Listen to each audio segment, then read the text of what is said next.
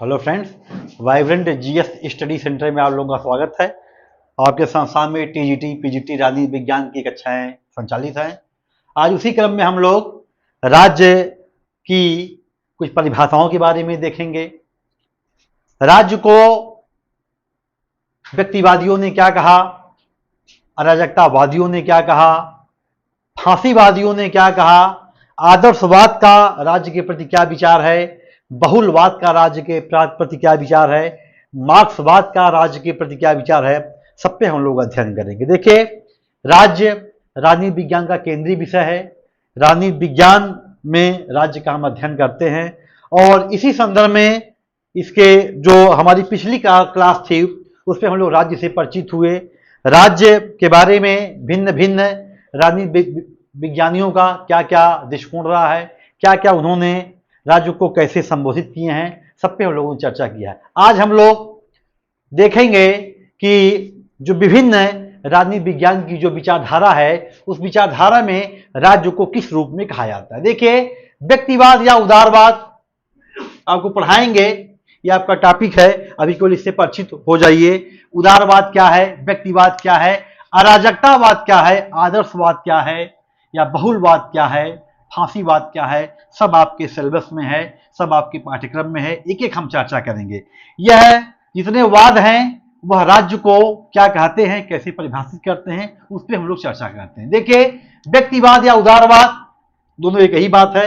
व्यक्तिवाद कहिए या उदारवाद कहिए, इनके अनुसार क्या है, राज्य एक आवश्यक बुराई है। परिभाषाओं को ध्यान से देखिए, पूछा जाता है परीक्षा में, व्यक्तिवादी राज्य को क्या कहते हैं। राज्य चार स्टेटमेंट दे देंगे।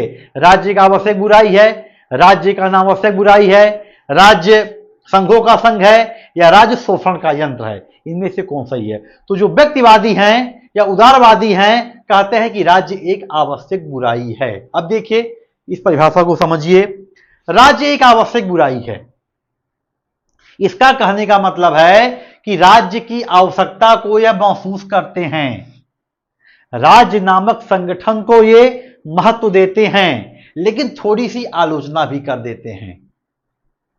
कहते हैं बुराई तो राज्य एक आवश्यक बुराई है, मतलब राज्य का अस्तित्व होना चाहिए, भले ही राज्य संगठन बुरा हो या आगे चल के ये तानाशाह हो जाए, लेकिन राज्य का अस्तित्व होना चाहिए। इसीलिए ये राज्य को एक आवश्यक बुराई कहते हैं। कौन कहते हैं? बहुलवादी कहते हैं, व्यक्तिवादी कहते हैं।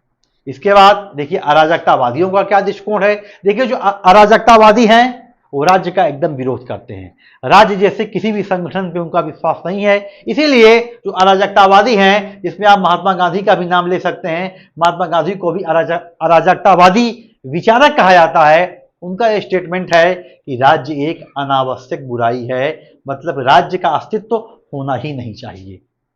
अनावश्यक शब्द का प्रयोग है कि राज्य अनावश्यक है, यह राज्य एक आवश्यक बुराई है कि राज्य आवश्यक है। तो राज्य एक आवश्यक बुराई है, यह व्यक्तिवादी या उदारवादी कहते हैं। राज्य का अनावश्यक बुराई है, यह अराजकतावादी कहते हैं।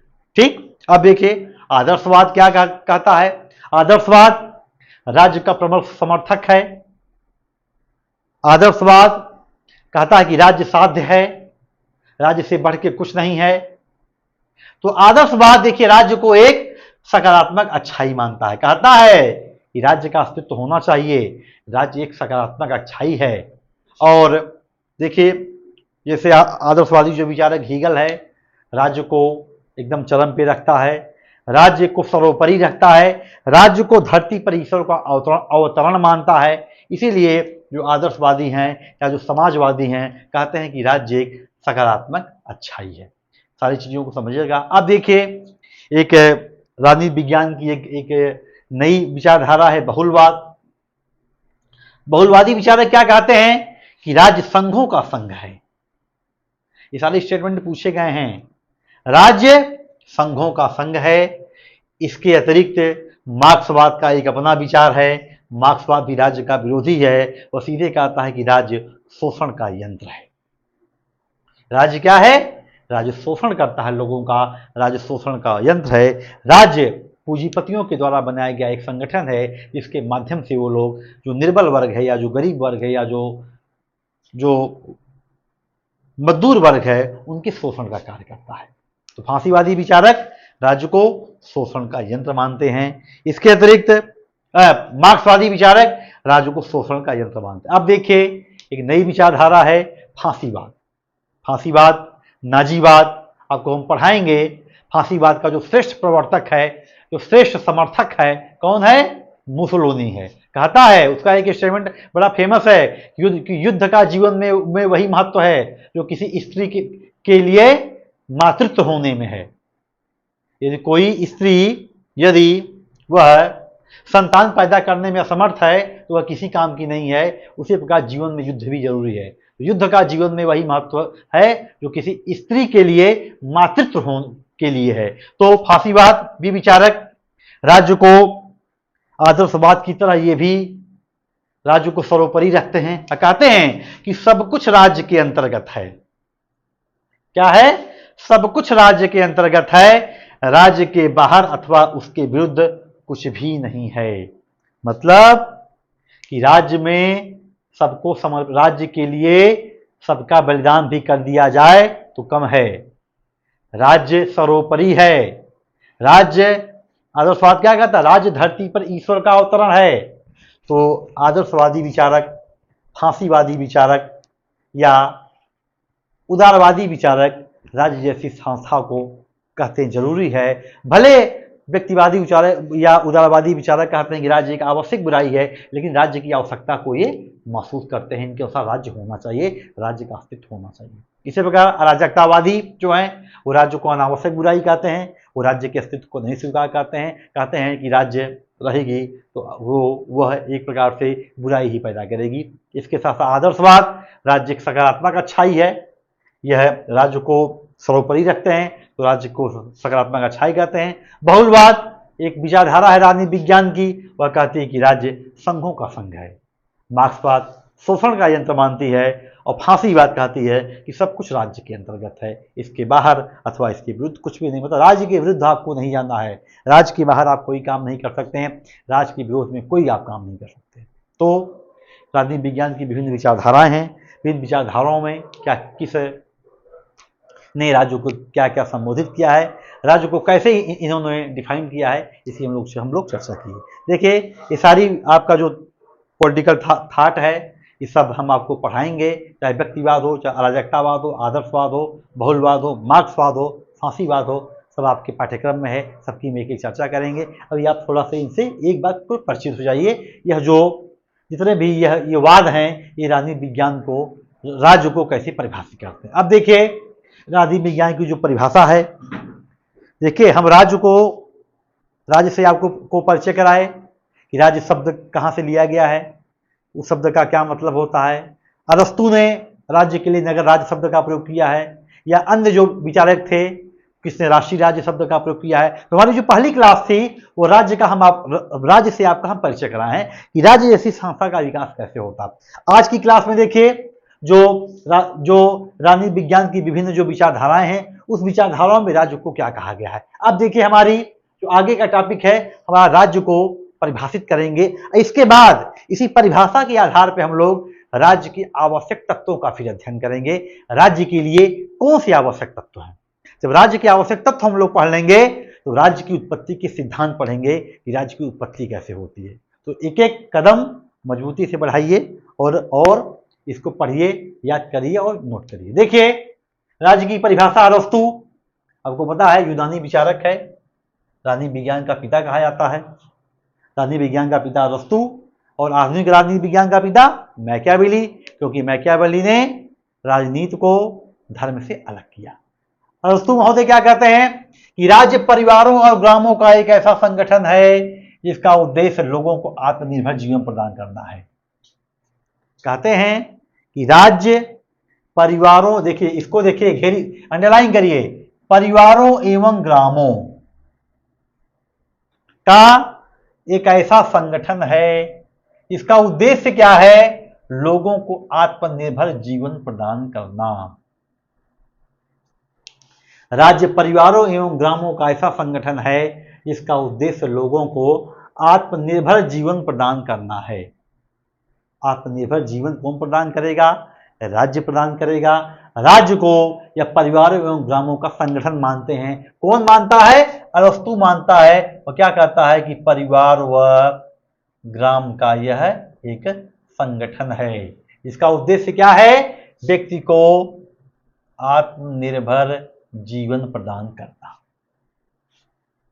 इसके बाद देखिए दूसरे विचारक हैं हर्बर्ट स्पेंसर। हर्बर्ट स्पेंसर कहते हैं कि राज्य मानव निर्मित वह संगठन है जिसकी भूमिका व्यक्ति की सुरक्षा प्रदान करने की होती है। राज्य की भूमिका क्या है? राज्य का मुख्य कार्य क्या है? व्यक्ति की सुरक्षा प्रदान करना, आपके जान माल की सुरक्षा करना। आप आजकल तो लोक कल्याणकारी राज्य की बात हो रही है। आज आप देखिए भारत में जो आयुष्मान योजना चल रही है, जो वो खाद्यान्न वितरण का कार्यक्रम चल रहा है, जगह जगह हाईवे बन रहे हैं, जगह जगह अंडरपास बन रहा है, ओवरब्रिज बन रहा है।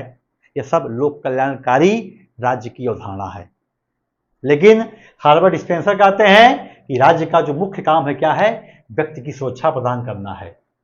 और आगे यह भी कहता है कि समाज में अपराध है, इसीलिए राज्य विद्यमान है।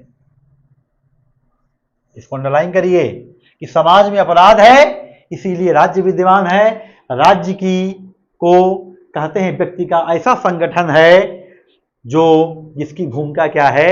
व्यक्ति की सुरक्षा प्रदान करनी है। और स्पेंसर इसी संदर्भ में कहता है कि समाज में अपराध है, इसीलिए राज्य विद्यमान है। इसको याद कर लीजिएगा कि राज्य मानव द्वारा निर्मित वह संगठन है जिसकी भूमिका व्यक्ति की सुरक्षा प्रदान करने की होती है। स्पेंसर ने इसीलिए कहा है कि समाज में अपराध है, इसीलिए राज्य विद्यमान है। ठीक। अब देखिए मैकियावेली, आधुनिक राजनीति विज्ञान का पिता, आधुनिक राजनीति विज्ञान का पिता। अब ये क्या कहता है कि राज्य एक ऐसी शक्ति है जो मनुष्य के ऊपर सत्ता का प्रयोग करती है। राज्य नहीं रहेगी तो जो व्यक्ति है उसके ऊपर किसी प्रकार का नियंत्रण नहीं रहेगा। आपके जान माल की सुरक्षा की गारंटी कौन लेगा? आपके विरुद्ध कोई अपराध कारित करता है तो उसको दंड कौन देगा? ऐसी कौन सी शक्ति है जिससे लोग भय खाएंगे, अपराध करने से डरेंगे? राज्य ही तो है। तो कहते हैं कि राज्य एक ऐसी शक्ति है जो मनुष्य के ऊपर सत्ता का प्रयोग करता है। आप नियम से कैसे रहेंगे? आप कानून के दायरे में कैसे रहेंगे? आप ट्रैफिक, भाई एक व्यवहारिक ज्ञान, ट्रैफिक रूल आप तोड़ते हैं, राज्य ने अपनी शक्ति, भाई हम लोग जितने भी सरकार के अंग हैं सब राज्य के अंतर्गत हैं। तो आप जैसे ही ट्रैफिक का नियम तोड़ते हैं, आपके घर 1 घंटे में मैसेज आ जाता है मोबाइल पे, आपके ऊपर 500 रुपये, 1000 रुपये का जुर्माना। जुर्माना कौन लगाता है? राज्य लगाती है। अब जुर्माना लगा, दोबारा आप ये गलती नहीं करेंगे, तो उसकी आज्ञा का पालन हुआ कि नहीं हुआ? तो राज्य एक ऐसी शक्ति है जो मनुष्य के ऊपर अपनी सत्ता का प्रयोग करती है। दो पक्षों में मारपीट हुई, शांति व्यवस्था स्थापित करनी है, दोनों पक्षों को बुलाया गया, दोनों पक्ष नहीं माने, उनका 151 में चालान कर दिया गया। अब जाइए एसडीएम के यहाँ पर जमान कराइए। एक दबाव बना कि नहीं बना? आगे आप ऐसा काम नहीं करेंगे ना, शांति व्यवस्था बनी रहेगी ना। उसी लिए बेटा कहा जाता है कि राज्य एक ऐसी शक्ति है जो मनुष्य के ऊपर सत्ता का प्रयोग करती है। आप राज्य जैसा संगठन नहीं रहेगा तो आप निरंकुश हो जाएंगे। इसीलिए राज्य को व्यक्तिवादी या उदारवादी कहते हैं कि आवश्यक बुराई है। राज्य जैसी संस्था होनी चाहिए, भले वो बुरी हो। राज्य जैसी संस्था अगर नहीं होगी तो समाज की और ही बुरी स्थिति हो जाएगी। तो इसी संदर्भ में मैकियावेली कहते हैं। देखिए मैकियावेली आपको बताए हैं इटली का रहने वाला था, चाहता था कि इटली एक राष्ट्रीय राज्य के रूप में परिणत हो, इसकी पूरी कोशिश यह थी। बहुत बड़ा पॉलिटिकल थिंकर था और राष्ट्रीय राज्य शब्द का पहली बार प्रयोग इसी ने किया था। तो आधुनिक संदर्भ में जो राष्ट्रीय राज्य शब्द का प्रयोग होता है उसकी देन मैकियावेली की है। आगे देखिए, अब देखिए राज्य की परिभाषा गार्नर ने दिया है। देखिए राज्य की जो सर्वश्रेष्ठ परिभाषा है वो गार्नर ने दिया है। क्यों सर्वश्रेष्ठ परिभाषा है? क्योंकि जो राज्य के आवश्यक 4 तत्व हैं, जनसंख्या, भाई किसी राज्य का निर्माण कैसे होगा? इसमें एक जनसंख्या होनी चाहिए, राज्य का एक निश्चित भूभाग होना चाहिए, और एक सरकार होनी चाहिए, और उसकी संप्रभुता होनी चाहिए। तो राज्य की सर्वाधिक जो उपयुक्त परिभाषा है, सर्वाधिक जो सर्वश्रेष्ठ परिभाषा है, उसको गार्नर ने दिया है। और गार्नर कहते हैं कि राज्य कम या अधिक, अब देखिए अंडरलाइन करिए, राज्य कम या अधिक लोगों का ऐसा संगठन है। कम या अधिक में क्या आ गया? जनसंख्या आ गई है। इसको अंडरलाइन करके लिख दीजिए, राज्य कम या अधिक लोगों का ऐसा संगठन है जो एक निश्चित भूभाग में, देखिए निश्चित भूभाग इसकी परिभाषा में आ गया, राज्य कम या अधिक लोगों का ऐसा संगठन है जो एक निश्चित भूभाग में अस्थायी रूप से निवास करता है, जिसकी अपनी एक सरकार है। राज्य का तीसरा आवश्यक तत्व आ गया, सरकार, और वह सरकार आंतरिक व बाह्य दोनों नियंत्रण में लगभग स्वतंत्र है। इसको अंडरलाइन करिए, आंतरिक व बाह्य दोनों नियंत्रण में लगभग स्वतंत्र। राज्य का जो चौथा अनिवार्य आवश्यक तत्व है संप्रभुता, इस लाइन में देखिए संप्रभुता आ गई, और जिसका एक ऐसा संगठित शासन हो जिसके आदेशों का पालन नागरिकों का विशाल समुदाय स्वभावतः करता हो। तो राज्य के जो चारों आवश्यक तत्व हैं वह गार्नर की परिभाषा में आ जाते हैं। इसीलिए राज्य की सर्वश्रेष्ठ परिभाषा गार्नर कहा जाता है कि राज्य की सर्वश्रेष्ठ परिभाषा गार्नर ने दिया है। फिर से एक बार आपको परिभाषा समझा दे रहे हैं कि राज्य कम या अधिक लोगों का ऐसा संगठन है जो एक निश्चित भूभाग में अस्थायी रूप से निवास करता है, जिसकी अपनी एक सरकार है, और वह सरकार आंतरिक व बाह्य दोनों नियंत्रण में लगभग स्वतंत्र हो, और जिसका एक ऐसा संगठित शासन हो कि जिसके आदेशों का पालन नागरिकों का विशाल समुदाय स्वभावतः करता हो। परिभाषा को ध्यान से पढ़िए। इस पक्की परिभाषा में देखिए जो पहली लाइन है उसी में आ जा रही है, राज्य का पहला आवश्यक तत्व जनसंख्या, राज्य कम या अधिक लोगों का ऐसा संगठन है। दूसरी लाइन में देखिए क्या आ जा रहा है, एक निश्चित भूभाग, राज्य के लिए निश्चित भूभाग आवश्यक तत्व है, इसकी परिभाषा में निश्चित भूभाग आ जा रहा है। तीसरी लाइन में देखिए इसके कहा है कि ऐसी सरकार हो जो आंतरिक व बाह्य नियंत्रण में लगभग स्वतंत्र हो। भाई भारत पाकिस्तान, मान लीजिए हमारा जो पड़ोसी देश है, चीन है या पाकिस्तान है या जितने बांग्लादेश जो भी पड़ोसी हैं, उनके विरुद्ध हमको कोई का मतलब उनके संबंधों पर लेके हमको कोई निर्णय लेना है, अमेरिका से हम थोड़ा ना पूछेंगे या अमेरिका के दबाव हम थोड़ा ना रहेंगे, हम संप्रभु हैं ना। पुलवामा के बाद जो पुलवामा अटैक के बाद जो हमने सर्जिकल स्ट्राइक किया था, क्या हमने किसी से पूछा था? क्या अंतर्राष्ट्रीय देशों से सलाह लिया था? तो हम संप्रभु हुए कि नहीं हुए? आंतरिक रूप में हम, जैसे उत्तर प्रदेश का विभाजन हुआ, उत्तराखंड एक अलग प्रदेश बना, बिहार को तोड़ के बिहार का विभाजन करके झारखंड बना, मध्य प्रदेश का विभाजन करके छत्तीसगढ़ बना। ये हमारा आंतरिक मामला है ना। धारा 370 हम समाप्त किए, हमारा आंतरिक मामला था ना। क्या हम अमेरिका से राय लिए? क्या हम वो जो सुरक्षा परिषद है क्या उससे हम राय लिए? क्या हम G7 से राय लिए, जो G7 के देश हैं, या संयुक्त राष्ट्र संघ से हम राय लिए? ये हमारा आंतरिक मामला है, हम लगाएं चाहे हटाएं, हम संविधान के दायरे में रहकर उसको हटा दिए। इसका मतलब आंतरिक रूप से हम संप्रभु हैं। मतलब जो भी निर्णय हम आंतरिक रूप से लें या जो भी निर्णय हम बाह्य रूप से लें, उसमें किसी भी प्रकार का अंतर्राष्ट्रीय न तो दबाव हो न तो आंतरिक दबाव हो। तो इसके तीसरे लाइन में जो चौथी लाइन है उसमें राज्य का जो चौथा आवश्यक तत्व है वह आ जाता है, संप्रभुता आ जाती है। देखिए इसी आधार पर, उपरोक्त परिभाषाओं के आधार पर, उपरोक्त या गार्नर का जो उपरोक्त परिभाषा, इसके आधार पर राज्य के 4 आवश्यक तत्व बताए गए हैं। पहला आवश्यक तत्व जनसंख्या, देखिए ऊपर लिख रहे हैं, पहला आवश्यक तत्व क्या है? जनसंख्या है। दूसरा आवश्यक तत्व क्या है? निश्चित भूभाग। चौथा आवश्यक तत्व के तीसरा आवश्यक तत्व क्या है? सरकार। चौथा आवश्यक तत्व क्या है? संप्रभुता। हमारी जो अगली क्लास अब होगी उसमें हम चारों आवश्यक तत्वों के बारे में चर्चा करेंगे। जनसंख्या के बारे में, निश्चित भूभाग के बारे में, सरकार के बारे में, संप्रभुता के बारे में, और हम बताएंगे आपको कि संप्रभुता तत्व कैसे राज्य की आत्मा होती है, कैसे राज्य का प्राण होता है। तो सारी बातों पर हम चर्चा करेंगे। आज की हमारी क्लास राज्य की हम लोग परिभाषा के बारे में, राज्य की परिभाषा के बारे में अध्ययन किए। विभिन्न राजनीतिक विचारधारा में राज्य को क्या क्या, राज्य को क्या कहा गया कि राज्य का आवश्यक बुराई है, राज्य का अनावश्यक बुराई है, इस पर हम लोगों ने चर्चा किया। अगली क्लास जो हमारी होगी हम लोग राज्य के आवश्यक तत्वों के बारे में चर्चा करेंगे। धन्यवाद।